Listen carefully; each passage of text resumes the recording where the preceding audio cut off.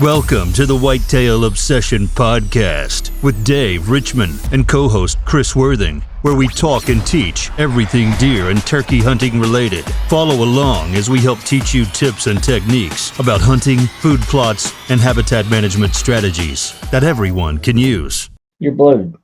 I can't even start it up. I'm so full. Why don't you start us What up? is this, 84? 84. Episode 84. Take your arm off the table. You're shaking the computer. What are you doing? Making it bounce. Guys, we're in an unstable situation here. Unstable. We're at Chris's house, recording live together for the first time. Right? So yeah, it is. Yeah, Actually. for the first time in 2 years almost. Yeah. Our connection's unstable because we live in The armpit of the world. armpit of the world. So we're struggling here. But so we apologize for any kind of video interference, audio malfunctions. Oh, we got 2 bars now. But we're going to do our best here. So welcome back to the podcast. Yeah. Episode 84. Welcome in. Yeah, we did. We went fishing. We did. We had a hard day. You took us to a junk lake with no fish, It was junk. 0 fish. Just about 0 fish. I caught fish. I caught a fish too on a topwater popper. Again, Horrible. horrible. But we did that early this morning, and we got some food. Made out with that, and then now we're going to record this podcast. Mhm. So what's today's topic? Today's topic. Yeah, what is it? Dave's phone is going off. Yep. Today's topic is what was it? Better nutrition, Mm-hmm. bigger bucks, Bigger deer. bigger deer. Why do I smell perfume? That's the soap I just washed my hands with. Yeah, We're so practicing good COVID conditions. I'm sure. Yeah. Yeah. So good nutrition, Good nutrition equals better deer, better bucks. better quality. Mm-hmm. But it doesn't happen overnight. No, and people refuse to follow the steps Yeah. So all the time. yeah. So we're a bit fired up today. It's gonna get brutal in here. I constantly get questions on social media. And I want to say up until about 2 years ago, people were pretty good. Like people that were, food plotters were messaging me, YouTube comments, emails, whatever it is. They were pretty much on point. Like they knew what was going on. But this year has been really bad. I don't know if it's just a different flow of people that we're getting, or it's just more people food plotting or whatever it is. But man, people are really confused. Are you referring to all the comments on these forums or just your emails in general? Well, everything. Okay. Yeah, everything. It just seems like a lot of people this year are lost. Yeah. Seems like there's a lot of confusion. You're confused now. Yeah, there's a lot of confusion. A lot of people commenting on these forums, and they get into arguments, and it's bad information that they're sharing in the first place. So let's get back to the basics. Yeah. So I made a video, I don't know, a week ago.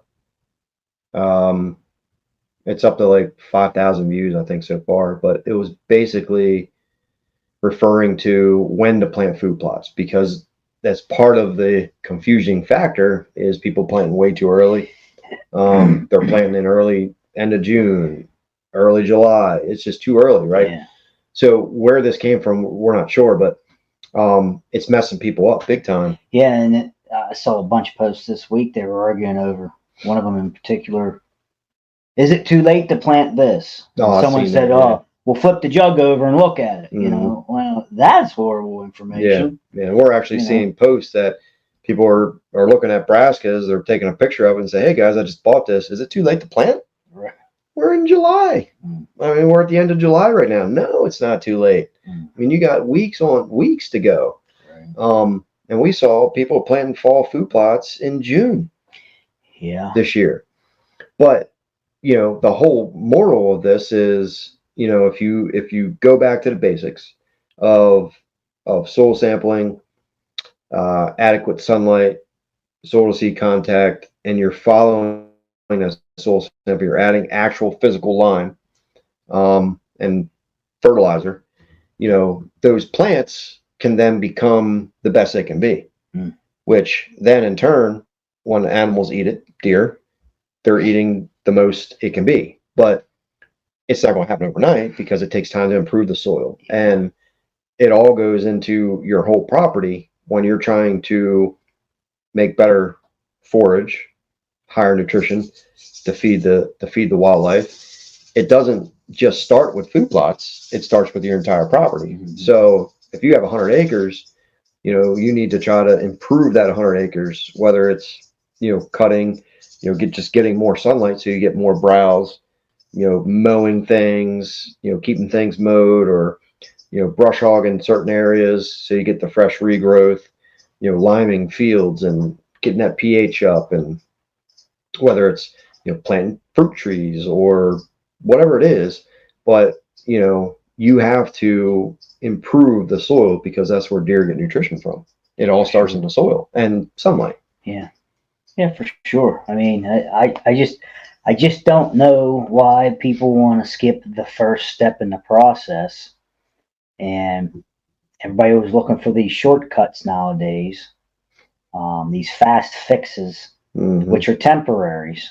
I think they're good to use, but they're temporary. You can use them in conjunction. I mean, but it's short-lived, and people are failing, and they want to know why. And a lot of people are saying, well, since this failed, now use this fix, because we're running out of time. You got to get planted, and you got to buy this and use this now, and people are getting frustrated because they're throwing money in the dirt and they're not seeing anything for their money. Yeah. So it gets frustrating, but some of it's operator error, some of it is bad information given. Some people just don't listen to instructions well. No, that's the thing. Like, people don't follow instructions and they just half-ass it. And to try to get, and they half-ass it, but they still want the best results. Yeah. And it's not going to happen. We just saw a post the other day of somebody planted a food plot, brassicas, and brassicas need sunlight, in the woods. Yeah, in the woods. I never planted. I mean, I tried it one time and it failed miserably, so I didn't do it again. I did it years ago, long time ago. I tried 2 different plots in the woods. They both failed. Had very minimal sunlight. What happened was, and that in the picture that these people posted online, they were all excited.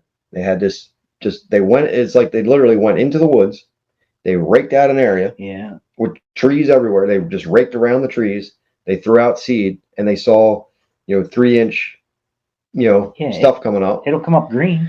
And I could already tell that it was going to fail because they were real thin, they were pale, and they were already starting to fall over because there's no sunlight. Yeah. There's probably low pH. There's no sunlight. That you have to have sun for those plants to chase. Mm-hmm. And I did it years ago, and both those plots failed. I came back in, and all the plants in both areas, the plants just literally flopped right over, and because there was no sun. Well, and there's also some sayings out there that people use that I think are taken wrong, and they pertain to something else, but they use it as Bible. And one of the sayings is get this in before the leaf canopy comes on, and I mean, that's good information for your woods plots pertaining to like clovers and things that'll grow in lower pH and without as much sunlight. They can survive on filtered sunlight and whatnot, but brassicas is not one of those plants that you can get away with that. Even with the getting the seed in before the canopy, clover takes forever. Yeah, clover's so long to establish. So by the time it actually gets established, your canopy's already canopied over. And that's some of the questions I've been getting lately. It just doesn't make sense. said, when should is it too late to plant clover? Well, it's never really too late to plant clover. Mhm. You're just going to wait for it to establish, hurry up and wait anyhow. So like, yeah, get it in now, and then it will have some root system built for dormancy. But in the spring, year or two, boom, flush, green, right away in the spring. Yeah, you could plant clover in mid-July as long as you're getting rain. Anytime, as long as you're not in the deep south and it burns out. Right. Basically. Yeah. You got to have rain though. So, the summer's dry time. So, you could plant July and fail because of no rain. But right. If you're getting rain, then yeah, it's never too late to plant clover, really. Well, and I was on with somebody the other day. Can't remember. I think it was a FaceTime, and he was asking me, why. How do you not remember if it was a FaceTime? Well, this guy. Memory bad. Not only that, but I don't want to expose the person. I could use one of those. But anyhow, asking when should he plant his clover? He didn't plant clover, And I said, well, he asked me when I do it for maximum efficiency, and I said, well, I always look ahead to the next season when I plant something. And one of my big catchphrases is plant 365, planting, keeping something green all the time. And what I was trying to explain to him was, he said he didn't plant it yet. I said, well, wait till you're planting your fall plots now. Then, put that clover seed in with your fall, whatever, brassica blend or whatever blend you're sticking in. And that way, like I just was saying earlier, it'll establish the root system, and then it'll be good for next year. And then March time, since we're in PA, around the end of March or so, you can frost seed over that and thicken it up, and then do a mowing routine in the summer, next summer, and when it's all flowered out and starting to turn brown and dropping seed, you can mow it and spread that seed out, or you can just let it drop. It'll work too. But that'll help thicken up your plots also. Mm-hmm. But he was asking for a specific time, and I'm like, there really isn't a really, just put it in the fall before, and then the next year you'll have something. Yeah. The second year is always better with that clover. Definitely is. Back to like the higher nutrition, yeah. Let's maximize their nutrition. I'm about to maximize my nutrition with these cookies right here. But it all stems from the soil. That's where it all stems from: soil, health, and sunlight. So, if you're trying to like say just a big farm, you got a big farm, 500 acres, where some of it is isolated maybe from neighboring pressure, and you really have a chance to maybe hold some deer and grow deer. Because growing deer is a term that gets thrown around, because if you're on a 30-acre farm, you're not really growing deer. If you have neighboring, just passing through. If you have neighboring properties, and say you're in an area, say you have 30 acres here, you have all these neighbors hunting. A deer is not going to live on 30 acres. So you can say in your mind, I'm growing these deer. No, you're not. You could pass a buck and it may survive. It may get past the neighbor, and then the following year, you see it and it's bigger. You say, no. Yeah, you did. You let it go. It grew another year. But in general, you can improve your 30 acres. Right, high nutrition this, high nutrition that, but that deer is not physically living there to eat that nutrition that you created. It's all over the place. Yeah. It could be 10 miles away. Well, that plot's not there over the winter. Right. So my point is, it takes a large acres and a lot of work to physically grow deer, but you can't do that if you don't have browse, high quality food, good soil conditions, standing crops, and all these different things working hand in hand together. Birthdays, everything. Your neighbors are on the same page, and So, I mean, you could go through all this trouble and provide all this nutrition, mineral sites, food plots, soil, put all your money into soil health and everything, and then all your neighbors just kill all the small ones. So it all has to work together for it to take place. And yeah, there's always a chance you let a 6-point go or an 8-pointer, and then the following year it makes it right. It passes your neighbors. Your neighbors don't shoot it, and you see it. And there's always a chance. Yes. In general, it's tough. It's a really tough to do because and that's fine. Not everybody's on the same page.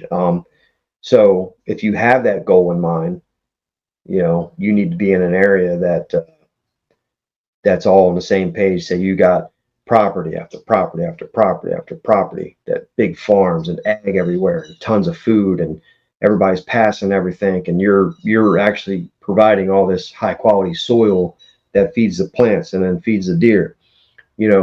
Then you can really say, yeah, we're really growing deer here. Mm-hmm. Like my farm, was it Indiana? Down by Indiana. I don't remember the farm. Blairsville. What is it? Blairsville. Yeah, area. Blairsville. It's 70 acres.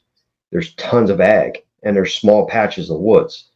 So there's a chance there that these deer could survive because they're living in the corn, and they're avoiding. There's not a whole lot of people around there that really hunt. So I have a chance there of seeing bigger ones, and it does. I didn't shoot a buck there last year. I let TJ shoot that smaller one, but in general, the first year we hunted, I shot a really nice buck during rifle season.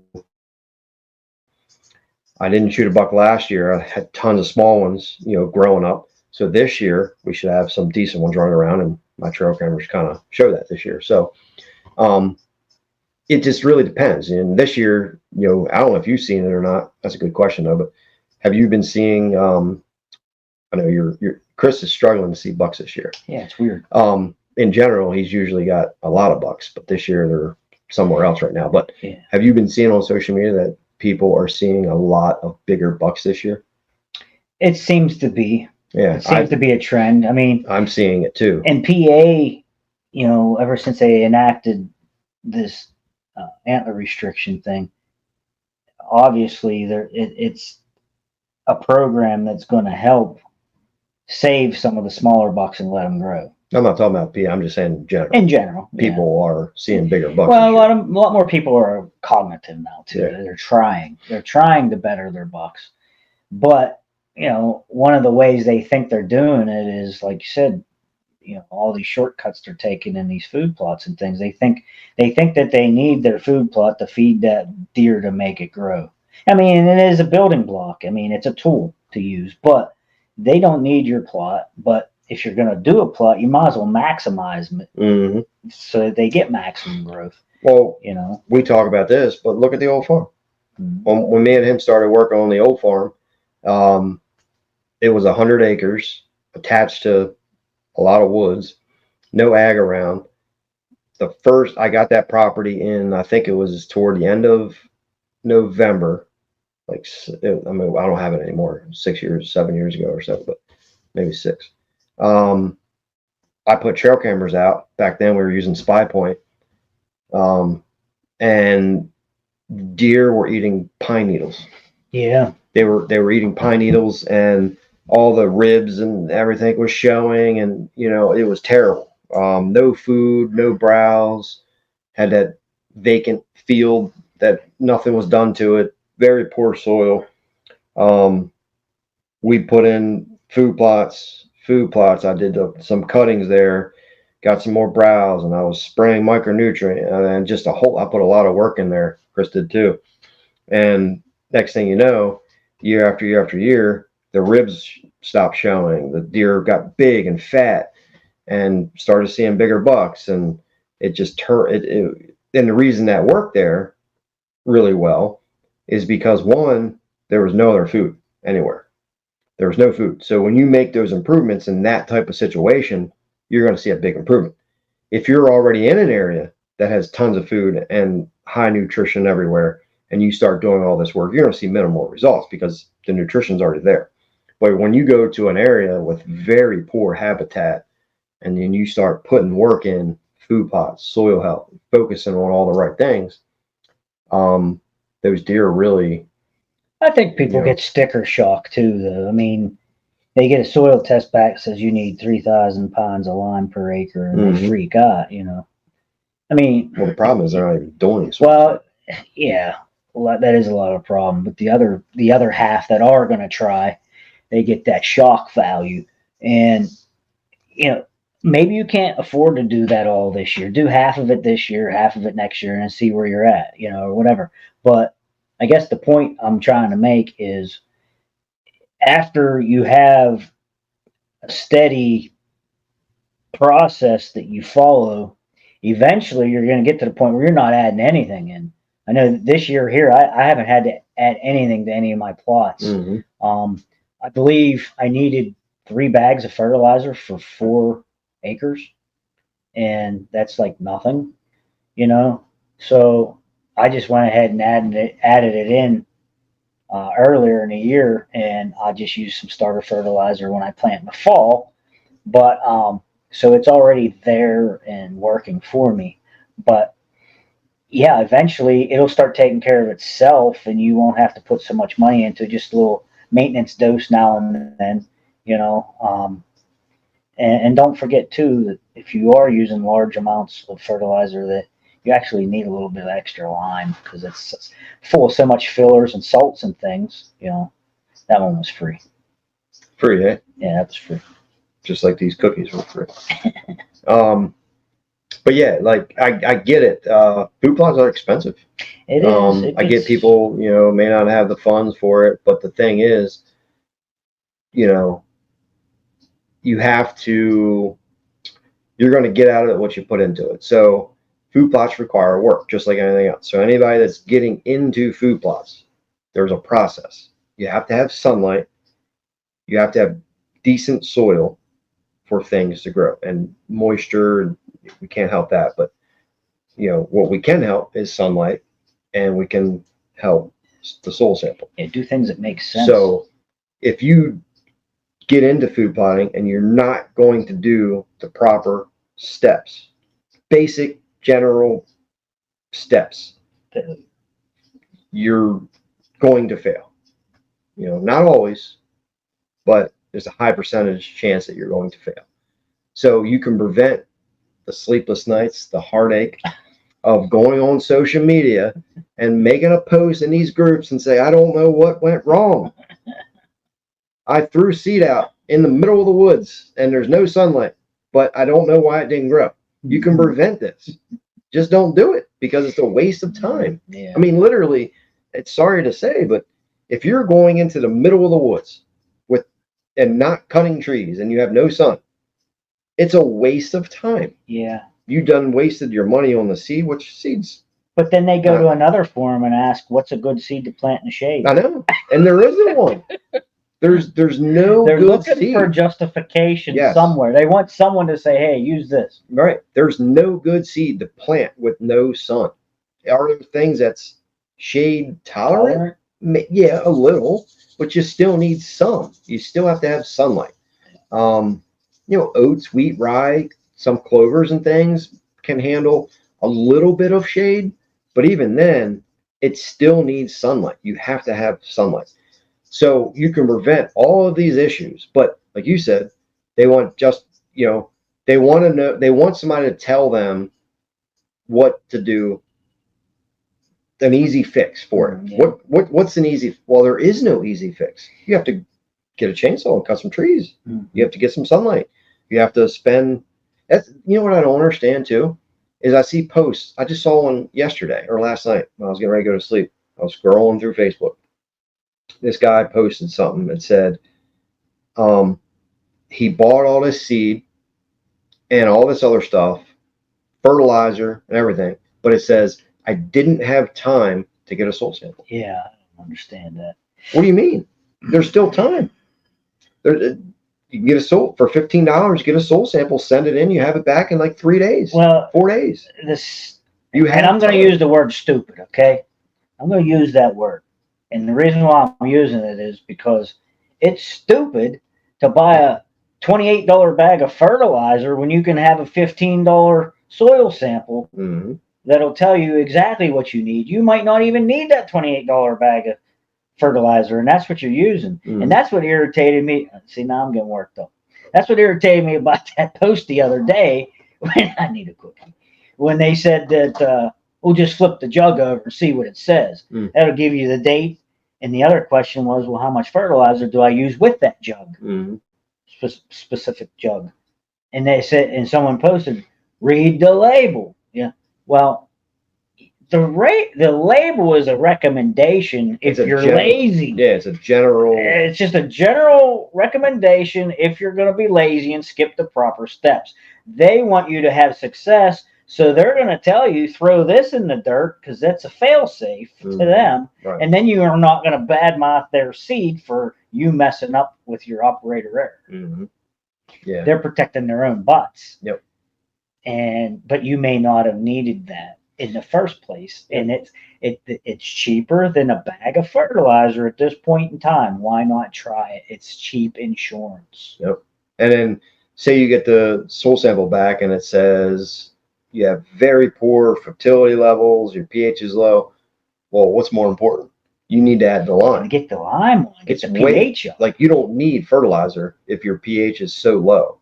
It's more important for to add lime than it is fertilizer. So don't worry about the fertilizer if you get a soil sample and it says all the numbers are in the red or orange or whatever it is. Don't worry about that. Worry about getting the pH right through lime. Spend your money, resources on lime, than fertilizer. Because if you've watched these podcasts before, or either one of our channels, we'll beat you till you're blue in the face about it.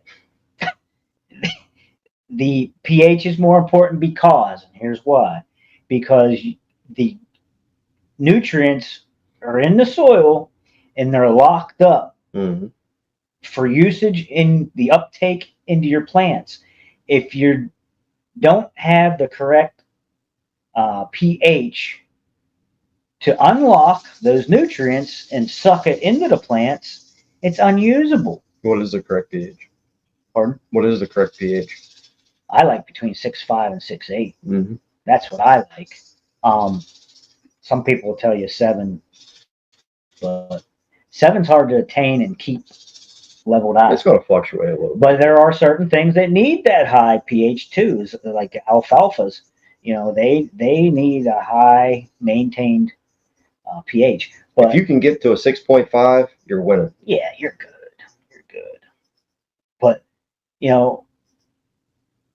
past podcasts and things, I used to spit out numbers. If you was below a 5.5, only 50% of your fertilization that you add is usable. Mm-hmm. So take half of it and throw it away because it's not going to be used. It's literal. That's if everything is working right. Yeah. Because granular fertilizer, not everything is absorbed. Not the plants aren't going to absorb everything. So you already have low pH. So you're already wasting 50% of the fertilizer. Yeah. So you have 25% that could get used, but in reality, out of the 25%, you may only be using 10% because you get runoff and things. It leaches through the soil. So it's there's a lot of volatilization. Yeah, there's a lot of issues that could happen. And to finish this up, I'll talk about this story again real quick. Is soil samples. Okay. I planted my very first food plot when I was 14 years old in my parents' backyard with a garden tiller. It was roughly about 1/8 of an acre. And I planted, I don't remember what it was. But this is a long time ago, 26 years ago. And okay. You're old. Yeah. I planted that one. I left it there. I think it was clover. I left it there for years, kind of got away from that, didn't plant there. And then I came back to it like 10 years ago. And I wasn't going to do a soil sample. I wasn't going to, right? But I ended up doing it anyway. So I went out and bought a soil sample, sent it in, came back to it. The pH was exactly 7. The fertility levels, everything was optimal. I didn't need any lime, any fertilizer. If I bought the bag of seed and I went on the back of it and flipped it over, follow the recommendations of 300 pounds of triple 19 per acre and whatever amount of lime, I would have wasted, how much is 300 pounds of triple 19? That's 6 bags at $28 a piece or something. Yeah, so It's a lot. a couple $100 I would have bought For nothing. for nothing. Zero purpose. Wasted. I would have threw into the soil. I would have added lime, added all the money, $5.50 a bag now. Because more's not better. Right. You So I know? would have wasted all this money putting it into the soil when I didn't need it. Yeah.